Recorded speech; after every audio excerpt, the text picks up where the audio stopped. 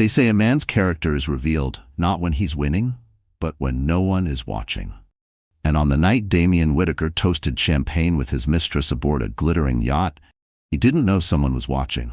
His wife, pregnant, heartbroken, hidden in the shadows. Millionaire husband celebrates his birthday with his mistress, unaware. His pregnant wife is watching in tears from the outside.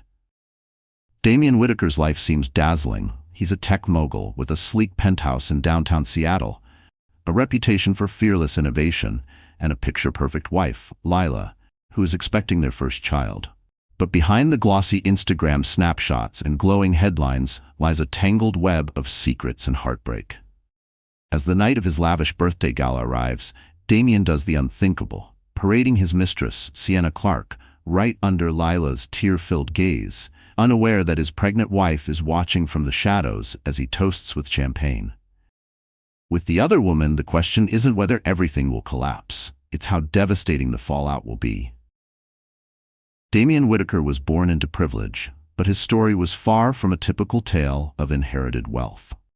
Yes, his father, Malcolm Whitaker, ran a successful aerospace firm based in Vancouver, and his mother, Annalise, hailed from a well-known family of European investors. Still, Damian fought to prove himself beyond the shadow of his family's name.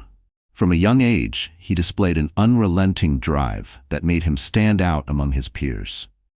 While other kids flipped through comic books, Damian devoured financial journals and tracked global markets. At 19, he moved to Seattle to attend the University of Washington, and by his junior year, he was already dabbling in commercial property investments. By 25, he had launched a cutting-edge software company that pulled in millions in venture capital.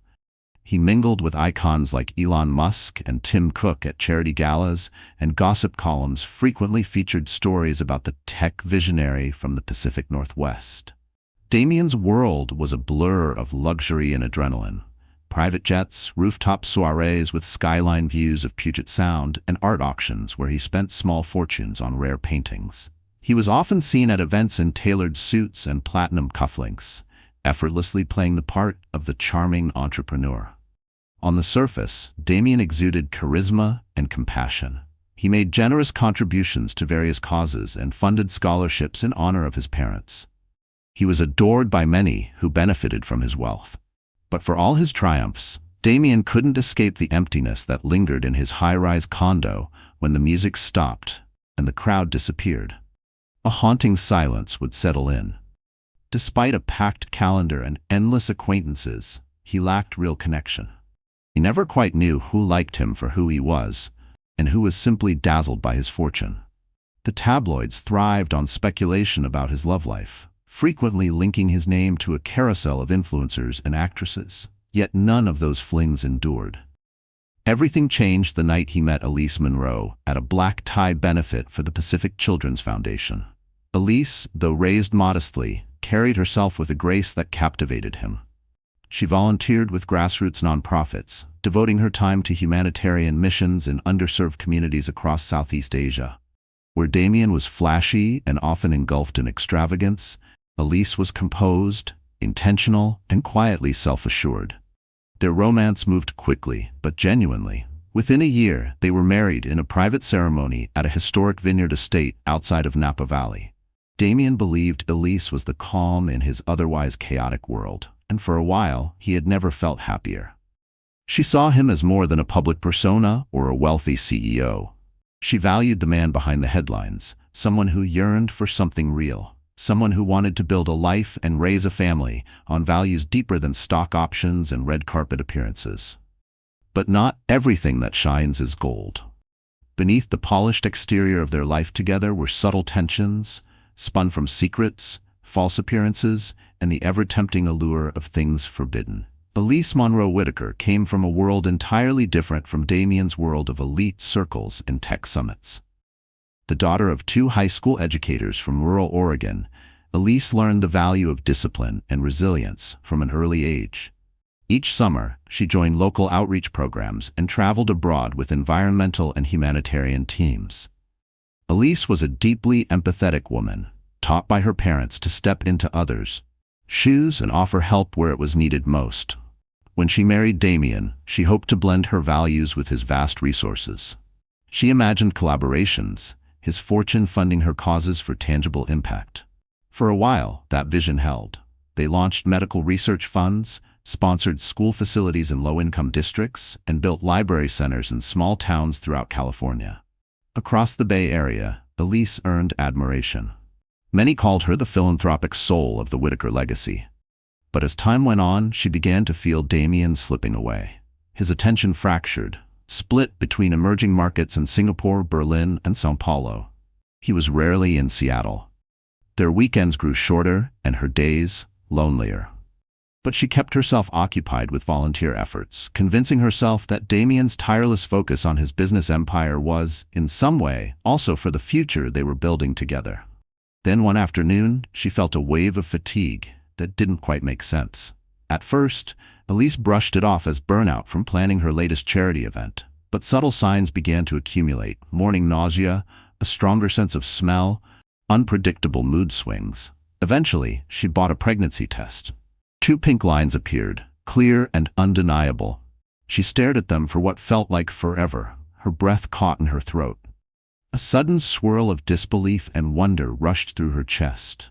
Her hands trembled slightly as she set the test down on the bathroom counter, the reality slowly crystallizing in her mind. She was going to be a mother. Despite the twinge of nervousness curling in her stomach, Elise was overcome with joy. Tears welled in her eyes, not from fear, but from a deep, aching sense of hope. In that moment, standing alone in their sleek modern bathroom, she allowed herself to imagine the possibilities. Sunday mornings with a baby nestled between them, Damien's hand resting gently on her growing belly, shared laughter over midnight feedings. But there was also fear, quiet, unspoken, and old. 2 years ago, she had suffered a miscarriage during the early weeks of a long-awaited pregnancy. The grief had been silent but devastating. Since then, every late period, every odd cramp came laced with dread. The doctors had called it unexplained, but Elise remembered every second of the loss. Now, seeing those 2 pink lines again, her joy was matched with a trembling caution. She whispered a silent promise to the baby. "This time, I'll protect you with everything I have." She believed this child would be the bridge to unify their paths once and for all. She hoped the news would inspire Damien to slow down, to be more present, not just physically, but emotionally. It felt like a chance to strengthen their marriage with something deeper. But even before she could share the news, Elise noticed something shifting in him. He seemed increasingly distracted, taking calls in hushed tones and returning home later each night. Elise decided to wait for the right moment to tell him, maybe a calm evening when his defenses were down. Days passed, but Damien remained distant. He canceled a weekend getaway to Big Sur, citing urgent meetings. His phone buzzed with messages from unfamiliar names. Dinners sat untouched on the dining table. Elise tried to convince herself it was just stress. High-stakes deals don't close themselves, she reminded herself. But her heart was growing heavy with suspicion. Yearning to confide in someone, she reached out to her childhood friend, Natalie Brooks, a kind-hearted pediatric nurse who had known Elise since they were 9. Over lattes at a quiet coffee shop in Capitol Hill, Elise finally opened up. She was pregnant, and terrified her marriage was slipping through her fingers. Natalie listened patiently, then reminded her, as only a true friend could, that communication was essential. That evening, Elise resolved to tell Damien everything. She clung to the hope that this shared joy would draw them back together. But unbeknownst to her, Damien's mind was already drifting far from home, drawn deeper into a secret that would soon unravel their lives in ways Elise couldn't yet fathom. Sienna Clark was a name whispered in hushed tones throughout Seattle's upper circles. Her presence came with a strange cocktail of intrigue, envy, and unease. Born in a quiet coastal town in South Carolina, Sienna had arrived in the Emerald City with sky-high dreams and relentless ambition. She didn't hail from privilege, but she had a rare ability to maneuver into exclusive circles and elite events. Some said she had a magnetic charm, others believed she was simply strategic.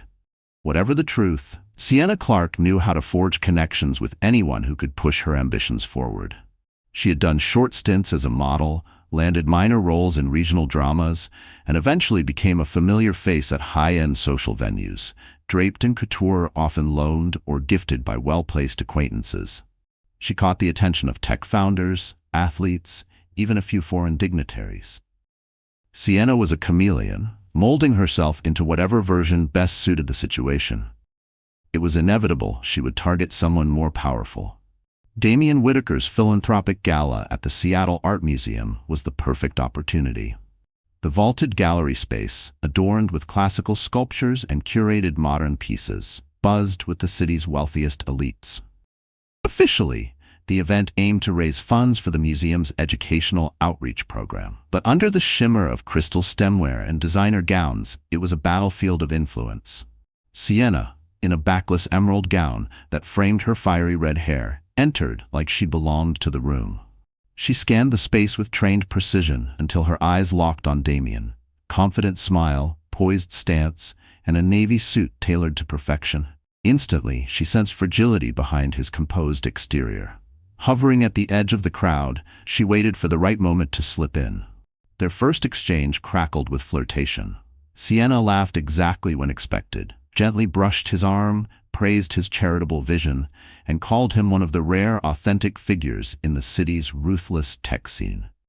Damian, basking in her attention, found comfort in her presence. She was unlike the polished socialites who seemed to admire only his bank account, or so he believed. In the following weeks, Sienna wove herself into Damian's orbit. She popped up at the same fundraisers, pretending it was coincidence. She emailed him about a potential collaboration, perhaps a benefit fashion event. Gradually, Damian began to welcome their late-night calls, filled with sultry laughter and shared laments about the burdens of success. Sienna expertly played on Damian's isolation, offering what felt like understanding and freedom from the mounting pressures of his marriage. For all his brilliance in boardrooms, Damian underestimated how dangerous emotional vulnerability could be. The more he indulged in Sienna's admiration, the more lies he told Elise. Secret dinners replaced formal business meetups.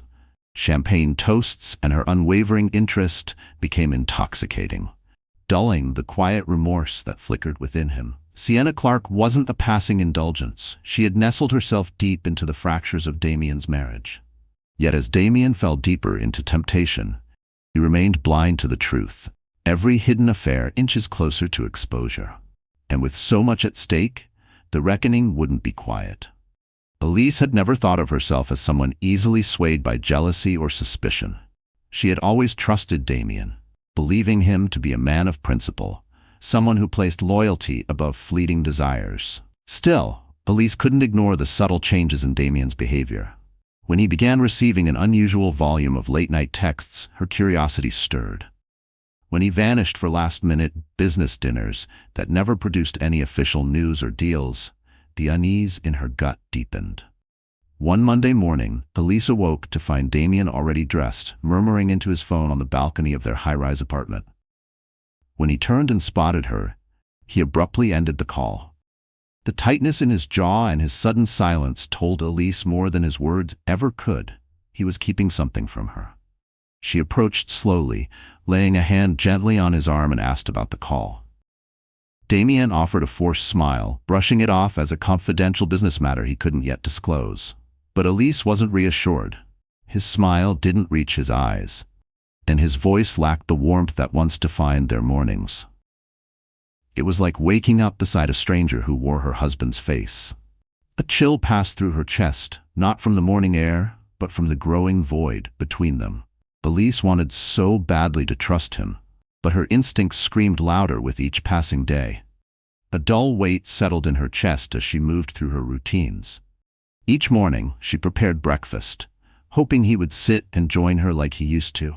Instead, he'd snatch a piece of toast and rush out, or leave without a word. In the evenings, Elise would quietly settle in the living room, trying to review her foundation's latest initiatives, while Damian sat nearby, glued to his phone. Every time she leaned toward him, he subtly turned the screen away. Each deflection, each half-hearted smile, chipped away at the foundation of their bond. It was death by 1,000 small dismissals. Elise began to dread the silence more than any argument, it was filled with absence, with truths unspoken.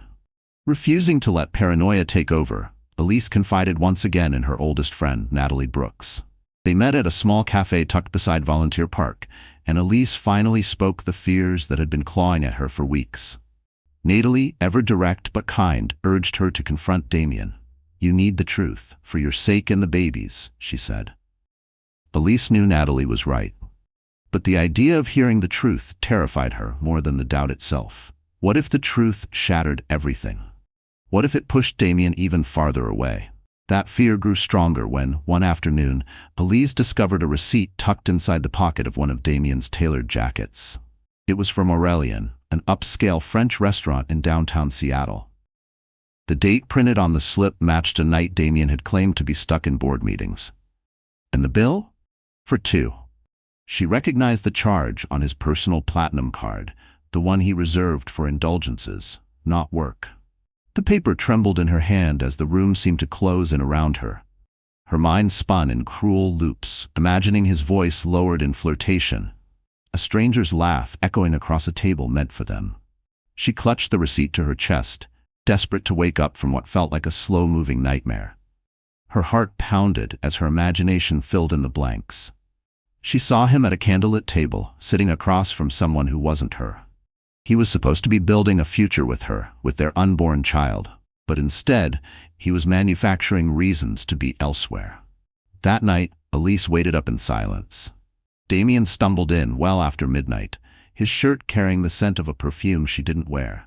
From the top of the curved staircase, Elise stood still, tears glistening in her eyes. He froze when he saw her, offering a slurred excuse about a client dinner running long.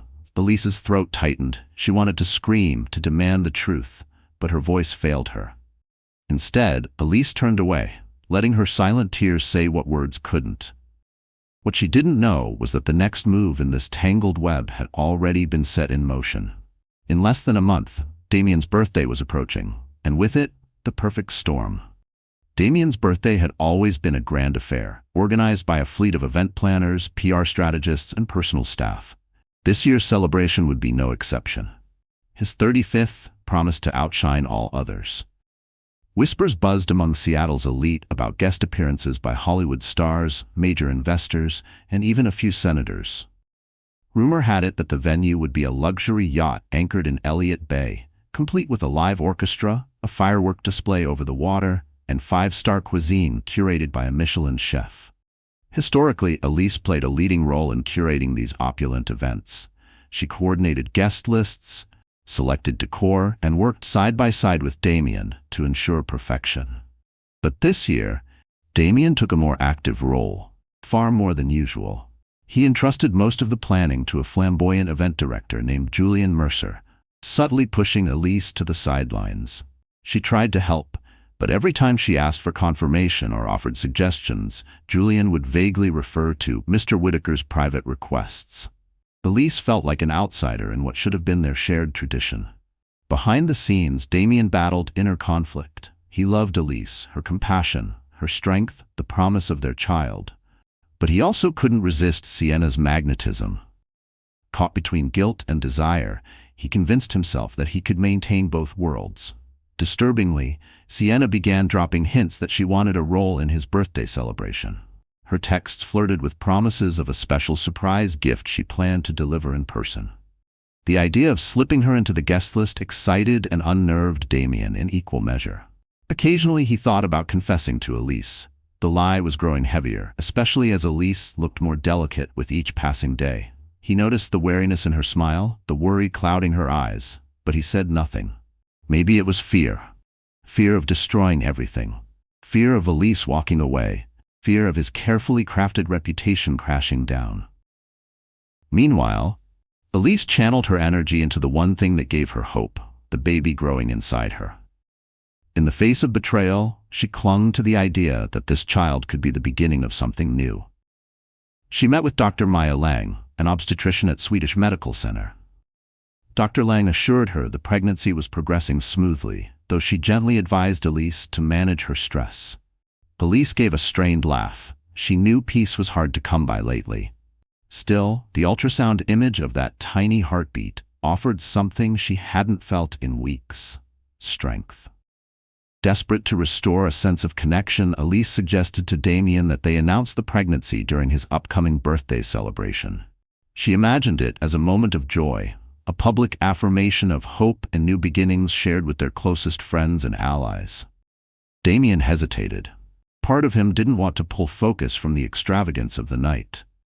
But more pressing was his fear of how Sienna might react, and so the tension continued to thicken. Invitations went out, the yacht was prepped, and the city buzzed with anticipation for what was expected to be the event of the season. As the day approached, Elise felt an ominous sense that something monumental, whether beautiful or devastating, was coming. She had no idea that the truth would be darker than anything she had imagined.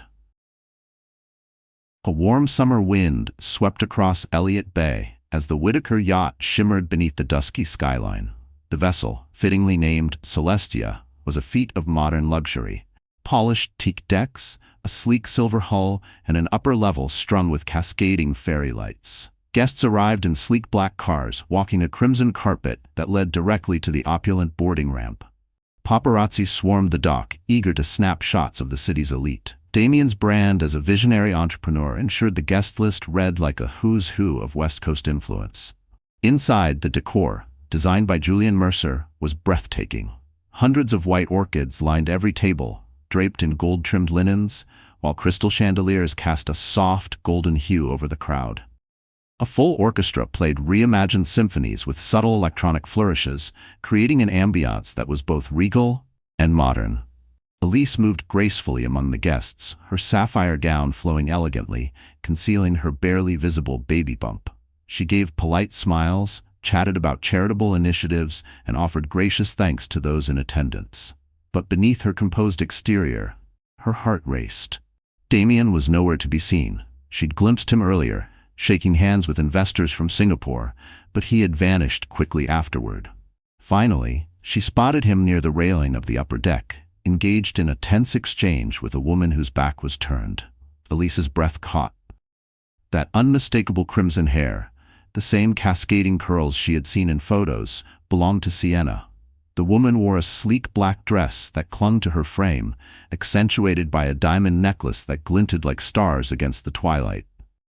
Damien stood rigid, gesturing in a way that hinted at restraint, trying to maintain control, or at least appearances. Elise felt her stomach twist. An overpowering urge to intervene surged within her. But at that moment, a board member from Damien's company stepped in to chat about the upcoming shareholder meeting. Caught in the web of social niceties, Elise forced herself to smile and respond, though her eyes kept drifting toward Damien and Sienna. She watched with growing dread as Sienna laid a hand on Damien's chest, a touch far too personal for anything professional. Moments later, the orchestra conductor tapped his baton against the stand, drawing the crowd into silence. Julian Mercer appeared under the spotlight, microphone in hand, and began to welcome guests to the evening celebration. He sang Damien's praises, his innovation, his charitable efforts, his impact on the region. The spotlight turned to Damien, who stepped forward with a polished smile. He delivered a concise speech, thanking everyone for their presence. He spoke of ambitious ventures on the horizon, new charitable initiatives, and how the community around him played a key role in his journey. But he didn't mention the baby Elise carried. Nor did he acknowledge the woman standing just feet behind him. Elise's heart sank. They had discussed making the announcement tonight, turning the celebration into something even more meaningful. But Damien had clearly decided otherwise. As the speech ended, applause thundered across the deck. The orchestra resumed, and fireworks exploded above, cascading reflections across the bay. Excitement swirled around the yacht like glitter. But Elise stood frozen, isolated in the middle of the spectacle, unseen, unheard. A rising ache in her chest hinted at the deeper betrayal still unfolding in the shadows. Surrounded by laughter and opulence, something in Elise told her to head upstairs, to the quiet lounge on the upper deck. A feeling in her gut warned her that Damien and Sienna had slipped away, that they were hiding just out of sight. As the sky lit with color, Elise quietly stepped away, ascending the curved staircase, her heart pounding with every step. At the top, soft golden light from table lamps bathed the plush lounge. The area was arranged for private conversation, calm and removed from the chaos below. Elise scanned the room as her eyes adjusted to the dimness, and then she saw them. Tucked behind a grand piano, partially concealed by gauzy curtains fluttering in the sea breeze, Damien and Sienna. Laughing softly, leaning close, champagne flutes in hand, Elise's breath caught. She stared as Sienna rested her manicured hand on Damien's shoulder, whispering something in his ear. Damien's eyes sparkled, his posture relaxed. He looked mesmerized. It was a look Elise hadn't seen in months. It was the Damien she had once fallen in love with, present, captivated, alive. Only now he wasn't looking at her. Now that warmth, once meant for Elise, was directed toward someone else. Tears clouded her vision. Her first instinct was to run, to save herself the humiliation of witnessing more. But she couldn't look away. Her chest tightened as she heard Damien chuckle softly, watched him gently brush a strand of Sienna's hair from her face. In that instant, Elise's heart splintered. The suspicions that had gnawed at her for weeks became undeniable reality. Sienna leaned forward and pressed her lips to Damien's. The kiss was brief, but to Elise it felt endless. Her emotions erupted into a searing mix of sorrow, rage, and betrayal. She had envisioned telling Damien about their child in a beautiful, heartfelt moment, imagining them locked in a tearful embrace, overjoyed by the news. But now she stood alone in silence, watching him share affection with someone else. A trembling hand flew to her mouth to muffle the sobs rising in her throat. She backed away, her gown's soft fabric brushing against the floor. Then she turned and fled, down the stairs, away from the shimmering lights and the illusion of celebration. She weaved through the crowd unnoticed, tears trailing down her cheeks. In the main lounge, she stumbled into Richard Halstead, an old family friend who had flown in from Vancouver for the party. His expression darkened with concern when he saw her tear-streaked face. "I can't be here, Richard. Please, get me out of here," she whispered, voice cracked with pain. Without hesitation, Richard wrapped an arm around her shoulders and guided her off the yacht to a waiting car. From the back seat, Elise looked out the tinted window, catching one last glimpse of the yacht ablaze with music and laughter. It no longer looked like her life. It was Damien's birthday, and he was celebrating with another woman, while his pregnant wife disappeared into the night, tears falling freely down her face. Meanwhile, Damien, unaware Elise had witnessed everything, returned to the main deck after his secret interlude with Sienna. The party was in full swing. Laughter rose over clinking glasses as the band played an upbeat jazz number. It wasn't until 20 minutes later that he noticed Elise was missing. A flicker of concern bloomed in his chest. Scanning the crowd of glamorous guests, he saw no sign of her. He summoned Julian Mercer and asked if he'd seen her. Julian offered only a vague shrug. "She left shortly after your toast." A wave of unease rippled through Damien. His mind spiraled. Had Elise discovered the truth? Panic swelled in his chest. He slipped away from the crowd, pulled out his phone, and dialed her number. No answer. Meanwhile, Richard Halstead guided a shattered Elise back to the penthouse. She had insisted on returning, not to rest, but to confront the silence, to seek answers, closure, or something to replace the searing memory of Damien and Sienna together. During the ride across the city, Richard, who had known Damien since they were kids, gently tried to coax the full story out of her. But Elise could barely speak. Her tears fell in waves, broken only by soft gasps of anguish. The car moved in silence, broken only by the rhythmic sound of tires on pavement. Elise stared out the window, the city lights blurring behind her tear-soaked lashes. Each red light felt eternal. She gripped the fabric of her dress tightly in her fists, as though anchoring herself from falling apart completely. Once at the penthouse, Elise collapsed onto the couch, her trembling hands wrapped tightly around a throw pillow. Richard sat beside her, resting a steadying arm over her shoulders. He felt torn, an intense desire to protect her, and simmering anger at Damien for betraying everything they had once believed mattered. There was something unbearably quiet about the apartment now. The same walls that once echoed with shared laughter and whispered dreams now stood still, heavy with unspoken grief. Elise rocked slightly, back and forth, clutching the pillow like a lifeline, her breath shallow and uneven. Back on the yacht, Damien finally received a message from Richard. "Elise is safe at home. You need to come, now." Relief crashed into dread as he read the text.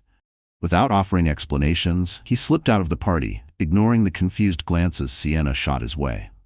Within 30 minutes, he was entering the penthouse.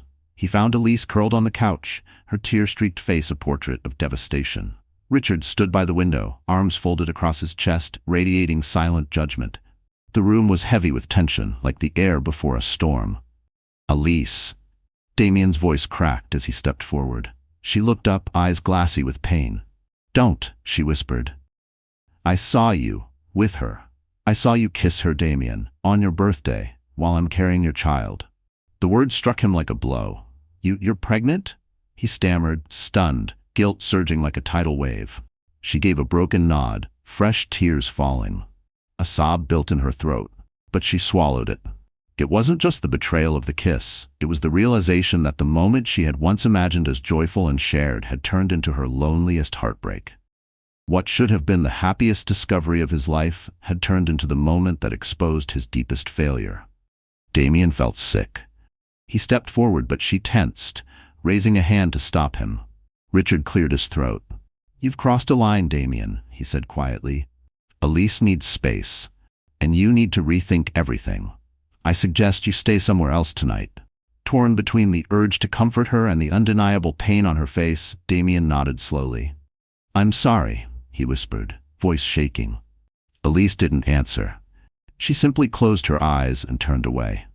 Richard led Damien to the door, leaving him to reckon with the consequences of a night that was supposed to be one of celebration. The next morning, Elise awoke to a silent penthouse. Sunlight poured in through the floor-to-ceiling windows, illuminating every shadow where heartbreak lingered. Richard had stayed in the guest room, not wanting her to be alone. At the marble breakfast bar, Elise sipped a cup of tea, feeling hollow, like her soul had been wrung dry in the space of a single night. The image of Damien and Sienna was etched into Elise's memory. No amount of tears could blur it away. Richard approached her quietly. "How are you holding up?" he asked, his voice low and filled with concern. Elise pressed her lips into a thin line. "Broken, but I need answers," she replied. "I deserve to know how long it's been going on." Her voice was steady, but the effort it took to hold back her tears made her jaw ache. The pain sat just beneath her skin like a second heartbeat, pulsing with every breath. Summoning strength she didn't realize she still had, Elise dialed Damien's number. He answered on the first ring. They agreed to meet in a private lounge at the Palomar Hotel, well away from photographers and curious neighbors. Richard offered to go with her, but Elise insisted this was something she had to face on her own. The drive to the hotel felt surreal. Seattle's skyline passed in a blur, as if the city itself was moving too fast for her fractured reality to keep up. Elise sat rigid, hands clenched in her lap, rehearsing the questions she both feared and needed answered. When she arrived, Damien was already seated in a secluded booth, a cold cup of coffee untouched in front of him. His usually pristine appearance had unraveled, his shirt rumpled, hair disheveled, dark shadows under his eyes. The moment he saw her, his expression crumpled in remorse. He stood, but Elise raised a hand, motioning for him to stay seated. Without ceremony, she asked, "How long?" Damien hesitated, swallowed, and finally admitted, "A few months. I met her at a charity event. I never intended for it to go this far." His voice was barely audible, each word weighed down by regret. He couldn't meet her eyes. Elise's hands shook as they rested on the table. "And you kept this from me? While I was pregnant with your child?" Her voice broke. Damien nodded slowly, tears welling in his eyes. "I didn't know you were pregnant. And yes, I was reckless. Selfish. I felt overwhelmed, and Sienna, she seemed to understand me in ways I don't know." His voice faltered, the excuse sounding hollow even to him. Elise clenched her jaw, fighting the scream rising in her throat. Her chest tightened, as if the air around them had thickened into something unbearable. Elise's chest heaved with emotion, rage, grief, betrayal. She fought to keep control. "Do you love her?" she asked, barely above a whisper. Damien's breath hitched. "No, Elise, it wasn't love, it was a mistake, a terrible, inexcusable mistake. I love you. You're my wife, the only one I ever wanted." The weight of his confession settled over them like a heavy fog. Elise's mind flashed to their wedding day. The vows, the hope, the promise of forever. She thought of the trust they'd built, now reduced to ashes. Her vision blurred. not from tears this time, but from the ache of disillusionment. Every memory they had created now felt tainted by deceit. Then her phone buzzed. It was a message from Natalie Brooks. "I hate to add more stress, but a columnist named Mark Irving is asking questions about the yacht incident last night. Paparazzi have pictures of you leaving in tears. Call me." Elise's stomach dropped. The personal betrayal she was barely surviving was about to become tabloid fodder. Damien reached for her hand, but she pulled back. "I can't do this. Not now," she said, her voice hollow. "The press is already circling. I need to think about the baby, about us, about this whole disaster." Elise stood, her body trembling with grief and adrenaline. She turned and walked away, overwhelmed by the chaos unraveling around her. Left behind in the velvet booth, Damien felt the full gravity of his actions. His mistake had grown from personal shame into a public catastrophe. News of his alleged affair spread like wildfire across media outlets. Gossip blogs, tabloids, and celebrity talk shows lit up with coverage of the tech magnate's scandal. Photos of Elise fleeing the yacht in tears became viral headlines. Speculation ran rampant. Was she leaving him? Was there a prenup? What about the baby? As the headlines mounted, Damien's carefully crafted public image began to fracture. Investors grew restless, worried the scandal could destabilize Whitaker Innovations.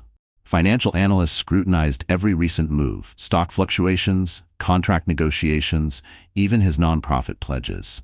Making it worse, Sienna Clark seemed to relish the attention. Her cryptic Instagram captions, "Every woman deserves to be chosen," and "When passion is real, you don't hide it," fueled tabloid speculation. Elise, desperate for peace, found refuge at Richard Halstead's townhouse in Capitol Hill.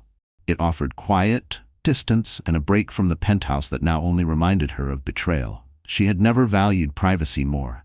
Her phone buzzed constantly, sympathetic messages from friends and calculated texts from reporters fishing for quotes.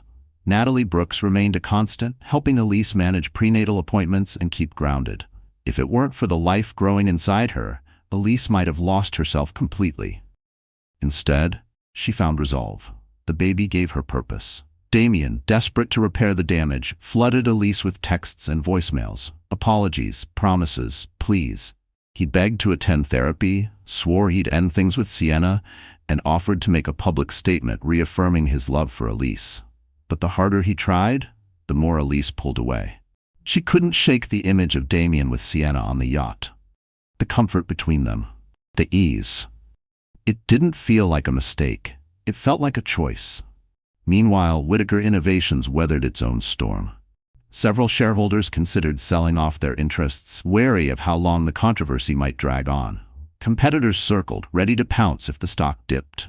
Damien scrambled to keep control, holding emergency meetings with the board to insist the company remained on track. His charm steadied a few nerves, but the tension lingered. Finally, Damien asked Richard Halstead for a favor. Arrange a private meeting. No more chasing Elise. No more hiding. Richard, though reluctant, agreed, thinking maybe some closure would help Elise move forward. He rented out a quiet library wing for the afternoon. No press, no distractions. Damien arrived first, looking worn and world-weary. His posture lacked its usual confidence. Gone was the aloof tech titan. In his place stood a man frayed by guilt. "Please, Richard," he said quietly. "Thank you for doing this." "I need your help. I can't lose Elise," Damien said, his voice low, almost breaking. "She means everything to me, and the baby. I need to be better." Richard studied him carefully. "I've known you since we were teenagers, Damien. I know you're not heartless, but what you did was serious. If you want to make this right, it'll take more than just saying you're sorry. You need to end things with Sienna, for good," he continued. "You'll have to prove your loyalty, day after day, and above all, give Elise the time and space she needs." Damien nodded, eyes wet with emotion. "I'm ready to do whatever it takes," he said quietly, and for once, he meant it. He wasn't just speaking out of desperation. He felt stripped bare, ashamed, but also more certain than ever that he had to change. The gravity of his betrayal weighed on him like chains, and for the first time, he was willing to carry them as penance. But Elise, nursing a shattered heart, needed more than just words. She needed actions, real, deliberate changes that showed Damien wasn't just sorry, but different.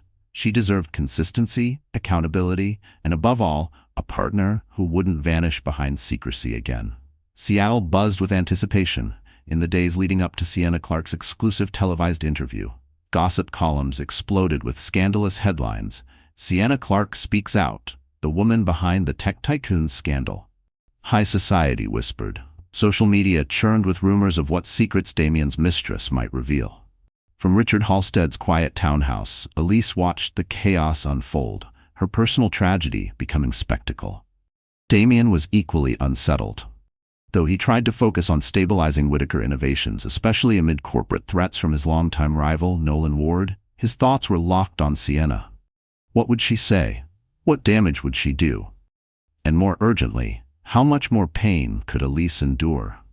He feared the worst, that Sienna would divulge intimate details, irrevocably tarnishing his public image and shattering Elise's fragile sense of peace. Her emotional and physical health was already at a tipping point, especially with the pregnancy. Every second leading to the broadcast felt like a slow-motion implosion. Damien couldn't escape the haunting thought that one televised moment might undo what little he still had left with Elise. And then on a hot Thursday evening, the interview aired. Broadcast on one of the nation's top entertainment shows, it promised revelations that could upend everything. Elise had planned to avoid the broadcast entirely, but curiosity, sharp and painful, overrode her instincts. She had to know what Sienna intended to say. Richard Halstead and Natalie Brooks joined Elise in the townhouse living room, seated around the large, flat-screen TV. Elise clutched a throw pillow tightly against her chest, her knuckles pale with tension. The show opened with theatrical flair, the host dramatically recapping the scandal, the lavish yacht birthday party, the emotional fallout, and Elise's abrupt exit. Then, after a brief commercial break, Sienna Clark appeared on screen. She wore a deep red dress that clung effortlessly to her figure. Her auburn hair glimmered under studio lights, styled to evoke both elegance and vulnerability. With a poised smile, she sank into a white armchair opposite the host, legs crossed with the kind of control that spoke of media training. At first, Sienna spoke about her modest upbringing, a small town in Florida, moving to Seattle to chase her dreams, dabbling in modeling, clawing her way through competitive circles. She painted herself as the misunderstood outsider who happened to find herself among the rich and powerful. Elise's stomach tightened. She recognized the performance for what it was. Then the conversation pivoted toward Damien. The studio audience leaned in. Sienna leaned forward too, her voice softening with a practiced sincerity. "I never meant to hurt anyone," she said, her tone honeyed with remorse. "But sometimes when two people really connect, it's not something you can ignore." Elise gritted her teeth. Every word felt like a blade. From the corner of her eye, she saw Richard's jaw clench and felt Natalie gently squeeze her shoulder in quiet support. "You're saying Damien Whittaker was unhappy in his marriage?" the host prompted. Sienna paused, savoring the moment. "From my perspective, yes," she replied, tilting her head as if revealing a painful truth. "He needed someone who could share more than just the spotlight, someone who understood his isolation, his ambitions. I was there for him." She added, almost as an afterthought, "I think Elise is a lovely person. I truly do. But Damien needed something different." A flash of fury surged through Elise. The gall of it, Sienna portraying herself as Damien's emotional rescuer, was unbearable. A tear slipped down Elise's cheek, but she held her composure, for her baby's sake. The interview hit its climax when Sienna reached under her chair and pulled out a small velvet pouch. "There's been a lot of speculation that I was just a fling," she said. Sienna held the camera's gaze with practiced confidence. "But this key," she said, drawing a sleek silver object from a small velvet pouch, "tells a different story." She raised it between her polished fingers, letting the cameras catch the gleam. "It's the key to Damien's penthouse in Capitol Tower, our sanctuary," she said with deliberate emphasis, her voice humming with smug satisfaction. "He told me it was meant for us, a fresh start away from the chaos of his world. A place to just be." The host's eyes widened. Whether in genuine surprise or scripted dramatics was unclear, but viewers around the country leaned in, breath caught. In Richard Halstead's living room, Elise felt as if the air had been knocked from her lungs. The affair wasn't just late-night texts and stolen moments. Sienna was suggesting something deeper, something terrifying, a future. Elise clutched her pillow tighter, tears rolling freely now. She felt Natalie tense beside her, and even Richard muttered a rare curse under his breath. Her hand shook with the urge to throw her phone across the room, but she held back. She needed confirmation or denial from Damien. If even a shred of Sienna's story about the Capitol Tower penthouse held truth, Elise wasn't sure her heart could withstand it. Still, some part of her clung to the hope it was another manipulation. Sienna's segment ended to thunderous applause and a visibly rattled host. Within moments, Twitter trended with hashtags, Sienna spills, Whittaker affair, tech scandal. News outlets pounced and paparazzi crowded around Capitol Tower, hoping to catch anyone, going in or out. Still trembling, Elise looked to Richard. "I need answers," she whispered. Richard gently took the remote and shut off the TV. "And you'll get them," he said. "But this time we do it smart. If Damien really wants to repair your marriage or salvage his name, he'll meet you somewhere private, no media, no pressure." Natalie nodded firmly. "We're not letting Sienna's showboating endanger your pregnancy. Not again." Moments later, Elise's phone rang. Damien's name lit the screen. She hesitated, then picked up. "What do you want?" she asked, her voice raw. Damien sounded frantic. "I swear, Elise, that key, she stole it. That condo is corporate housing, nothing more. I never meant for any of this." "You can check the property records," Damien said, his voice ragged. "I never brought her there. She must have found out about it somehow." "Please," he continued, "meet me. Let me explain this face to face." Elise, torn between burning anger and a fragile thread of hope, agreed to a brief meeting. Richard insisted it happen at a neutral, secure location, away from prying cameras. The manager of the Fairmont Olympic offered a discreet private lounge for them. With her heart thudding in her chest, Elise left Richard's townhouse, escorted by him to ensure she entered unnoticed. When she arrived, Damien was already there, slumped in a velvet armchair, looking utterly wrecked. The moment he saw her, he sprang to his feet.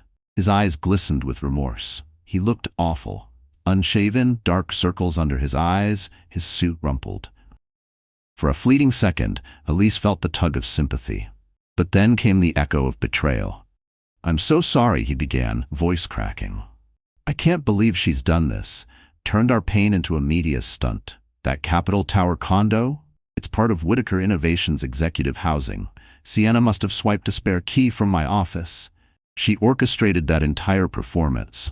Elise's anger surged. "Do you have any idea how humiliating it is to watch another woman flash a key on national television? A key that supposedly represents your future with her?" She took a breath, trying to stay composed. "You told me this affair was meaningless. But that key? That key screams otherwise." Damien took a tentative step toward her, his hands slightly raised in plea. She recoiled. "That's exactly what she wants," he murmured. "She's twisting everything to make it look worse, to hurt you, to destroy what's left of my credibility. And I gave her that chance. That's on me." "Why?" Elise whispered, eyes brimming with tears. "Why wasn't I enough?" Tears welled in Damien's eyes too. "You are enough, Elise. You always were. I was stupid, selfish. There's no excuse. I was overwhelmed with work, under pressure, and I let the wrong person in. I failed you." Elise's mind flashed back to Sienna's smirk, her implication that Damien needed something Elise couldn't give.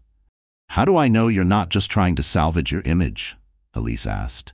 "How do I know this isn't another carefully packaged lie?" Without a word, Damien pulled out his phone and opened a folder. "I have emails from the corporate housing manager, property records, logs showing no one was ever authorized to give her that key." "You can look for yourself," Damien said, his hands trembling as he passed Elise the phone. "I should have told you about the condo, but it never meant anything personal." Elise scrolled through the files. Corporate documents clearly listed Whittaker Innovations as the sole owner of the Capitol Tower unit. The occupancy logs showed no record of Damien or Sienna staying there overnight. A strange mix of relief and heartache surged through her. If Sienna had lied about the condo being a fresh start for them, then maybe everything, every carefully staged moment, had been orchestrated for a deeper motive. Still, the core truth didn't change. Damien had betrayed her. He had opened the door to Sienna. He had let this happen. "I believe Sienna set you up," Elise finally said, handing the phone back. But the fact remains, you let her into your world, your emotions, to the point where she could wreck this much. That's on you, Damien. He nodded, silent tears sliding down his face. I know. And if it takes the rest of my life to earn back your trust, I'll do it. I can't lose you. Or our baby. Let me prove I'm worth rebuilding with. For a moment, Elisa's guard wavered. She glanced at Richard, who stood quietly near the lounge door. Their eyes met. He gave a subtle nod, as if to remind her. Whatever came next, she was in control. She turned back to Damien. You humiliated me, she said, voice trembling. But we're bound by this child, a life that deserves truth, security, and love. I'm willing to listen, she added, to see if your actions match your words, but don't expect forgiveness to be instant. A flicker of cautious hope crossed Damien's exhausted face. That's all I ask, he whispered. A chance. Elise inhaled deeply, fighting to stay grounded. The paparazzi might be waiting outside. The headlines were probably multiplying by the hour. But at this exact moment, she was standing at a crossroads. With Richard by her side, Elise exited the Fairmont quietly, leaving Damien behind in the lounge to face the ruins of what he'd built. Tomorrow, they'd fight a different war, against media chaos, against Sienna's schemes, against the still open wounds in their marriage. But tonight, Elise just needed air, space, time, to decide if she could piece things back together, or if she was ready to leave it all behind. And as the Seattle skyline sparkled beneath the inky night sky, she realized she still hadn't made that decision. Just then, as the quiet truce settled over the lounge, Natalie Brooks burst in, breathless and pale. Elise, you need to come with me. Now. Fear flashed through Elise's eyes, but Natalie quickly shook her head. No, it's not the baby, she said, calming her. Then, from her bag, she pulled a manila envelope filled with photographs, handed off by a friend in the media. The photographs didn't show Sienna with Damien at all. They showed her dining with James Lockwood, one of Damien's most aggressive business rivals, a venture capitalist infamous for hostile acquisitions. In the images, Sienna and Lockwood leaned close, reviewing documents, eventually shaking hands with smug satisfaction. The timestamps? Weeks before her televised interview. Damien's face drained of color. She's working with Lockwood, he whispered, the horror dawning on him. It was all a setup. Elise flipped through the photos again, her pulse racing. A scandal designed to wreck Damien's personal and professional life. Lockwood would benefit massively if Whitaker Innovations' stock took a hit, or if Damien were pressured to resign. The implications hit Elise like a slap. Sienna hadn't just invaded her marriage, she had used it as a pawn in a corporate war. Every tender gesture, every seductive whisper, fabricated for leverage. Rage swelled in Elise's chest, not just toward Sienna, but toward Damien for letting this happen. And yet, an unexpected relief trickled in. The affair was real, yes, but Sienna had been playing a longer, crueler game. It wasn't just about seduction, it was sabotage. Still, the pain remained. The betrayal couldn't be undone. Rachel broke the heavy silence. This changes everything, she said, urgency in her voice. My contact in the media says Lockwood's already preparing a hostile bid. Damien, your board needs to see these photos now. Damien nodded, his expression sharpening with resolve. He turned to Elise. I know I don't deserve your help, he said. But please, help me stop this. I take full responsibility for my actions. But I want to protect our child, our future. I want to make this right with you. Elise hesitated. The memories of lonely nights, the sobbing in the dark, were still raw. Images of herself curled in bed, clutching her stomach, whispering reassurances to a child not yet born, haunted her. But then she thought of the baby, the soft heartbeat flickering on the ultrasound screen. Their child would be born into the legacy they shaped today. I'm not offering forgiveness, she said finally, voice thick with emotion. Not yet, but I'll stand by you, for our child's future. You'll have to earn back my trust, one honest step at a time. No more secrets. A wave of gratefulness overtook Damien. No more secrets, he whispered, tears glinting in his eyes. In the days that followed, Damien and Elise brought the evidence to Whitaker Innovations' board. Lockwood's plot was exposed, averting the hostile takeover. Sienna vanished from public life, her scheme leaving a trail of disgrace.